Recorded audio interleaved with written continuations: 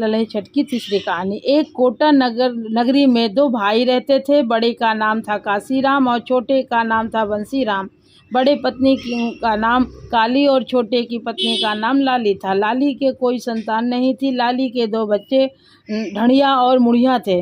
लाली की सास अपने पोतों को बहुत प्यार करती थी। लाली प्रतिदिन घर का सारा काम निपटाकर शहर में दूध दही बेचने चली जाती और शाम तक वो वहाँ वापस आती थी। शहर में लाली जिस जिस घर में दूध दही देती थी वे लोग कहते थे, कल हमारे यहाँ कमर छठ की पूजा है, इसलिए तुम भैंस का दूध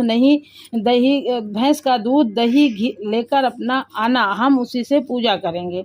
अगले दिन लाली जल्दी उठकर अपने बच्चों को नहला धुला कर तैयार करती है और बच्चों को समझाती है कि अपनी काकी को तंग मत करना।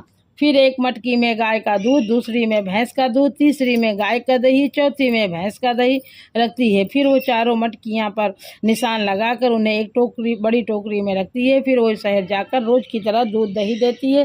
जो लोग कमर छठ की पूजा के लिए भैंस का दूध दही मांगते हैं उन्हें भी गलती से गाय का दूध दही दे देती है। उधर घर में काली खाना बनाने के लिए चूल्हा जलाती है और ईर्ष्यावश अपनी देवरानी के बच्चों को मारकर चूल्हे में लकड़ी की जगह जला देती है।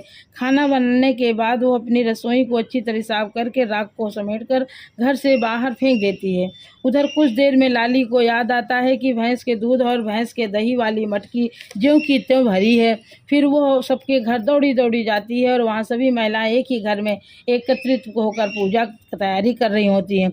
लाली हाथ जोड़कर कहती है, मेरे से गलती हो गई, मैंने आपको भैंस के दूध दही की जगह गाय का दूध दही दे दिया है। अभी आप लोगों ने पूजा नहीं की है, इसलिए उसे अलग कर दीजिए और भैंस के इस दूध दही से पूजा कीजिए। लाली भी वहीं बैठकर पूजा करती है और अपनी गलती के लिए क्षमा मांगती है।